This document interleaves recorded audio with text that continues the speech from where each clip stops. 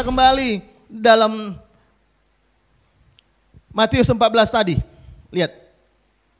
Sekarang kita baca di dalam ayat yang ke-28. Firman Tuhan berkata begini.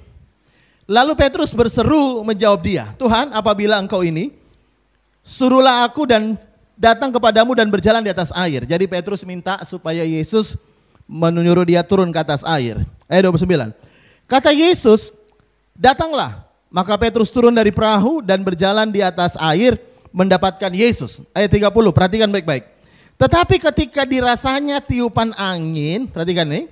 Ketika dirasanya tiupan angin, takutlah ia. Dan mulai tenggelam, lalu berteriak, Tuhan, tolonglah aku. Alkitab berkata ketika Petrus merasakan tiupan angin, dia menjadi takut. Pertanyaan saya sederhana, apakah anginnya baru aja berhembus? Atau sudah dari tadi anginnya berhembus?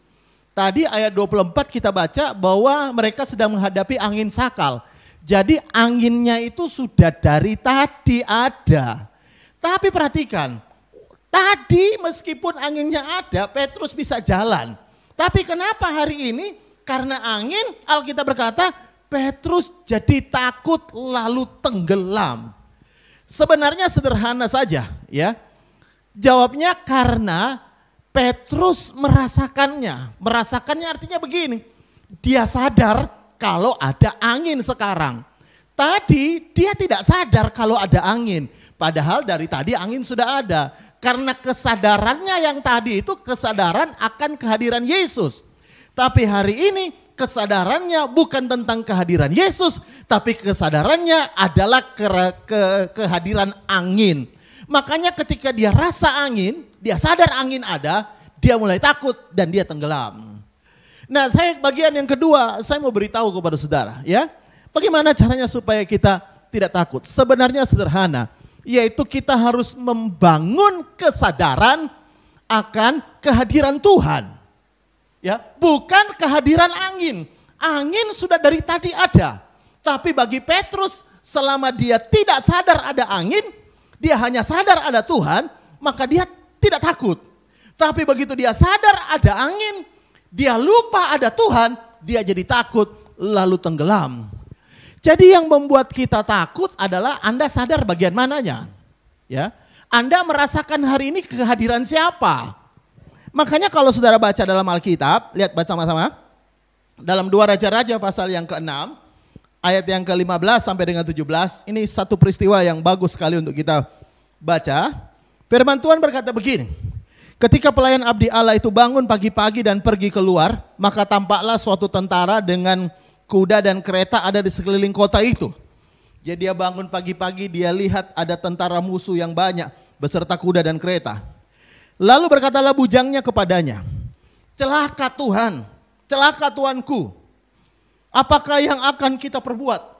Jadi bujangnya melihat musuh yang banyak, dia langsung ngomong kepada tuannya, celaka. Dia berkata, celaka Elisa, ini banyak musuh yang mengepung kita. Tapi kalau saudara baca di ayat 16, jawabnya, ini perhatikan jawab Elisa, jangan takut, sebab lebih banyak yang menyertai kita daripada yang menyertai mereka. Saya mau beritahu saudara, Elisa juga lihat musuhnya banyak, tapi dia berkata jangan takut. Karena yang menyertai kita lebih banyak daripada musuh kita. Kenapa? Ayat 17. Lalu berdoalah Elisa, ya Tuhan bukalah kiranya matanya supaya ia melihat. Maka Tuhan membuka mata bujang itu sehingga ia melihat, tampaklah gunung itu penuh dengan kuda dan kereta berapi sekeliling Elisa.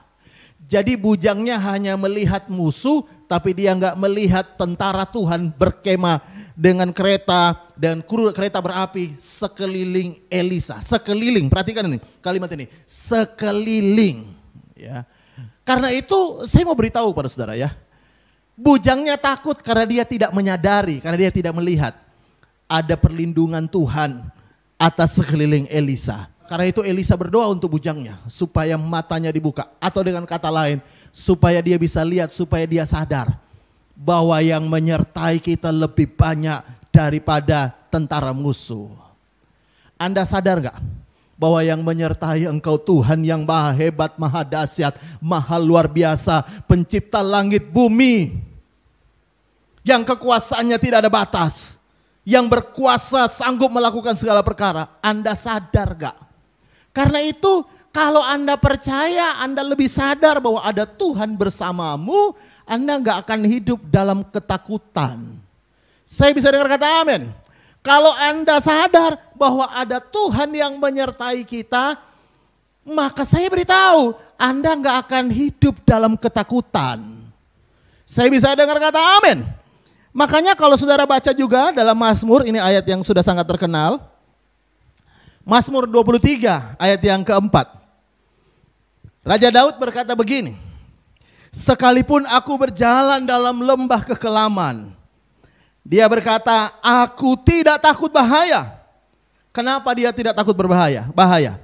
Sebab engkau besertaku, gadamu dan tongkatmu itulah yang menghibur aku.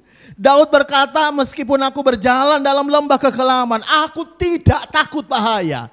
Kenapa? Karena Tuhan beserta dengan aku, kata Daud. Oleh karena itu hari ini saya mau beritahu kepada saudara, bangkitkan kesadaranmu akan Tuhan. Petrus tenggelam karena dia lupa kesadaran akan Tuhan. Hari itu dia rasa angin, dia jadi takut lalu tenggelam. Sebelumnya anginnya sudah ada, tapi karena dia mulai merasakannya, dia takut, dia tenggelam. Hari ini saya mau beritahu kepada saudara, ya, apa yang sedang engkau lebih rasakan hari ini? Ya, kita sering nyanyi, ku rasakan kasih-Mu Tuhan, ku rasakan kuasa-Mu Tuhan, ku rasakan kasih kuasa Roh Kudus, ku rasakan kehadiran-Mu. Apakah engkau sadar bahwa Tuhanmu menyertai engkau? Apakah engkau sadar bahwa Tuhan beserta dengan engkau? Apakah engkau sadar bahwa Tuhan selalu ada besertamu?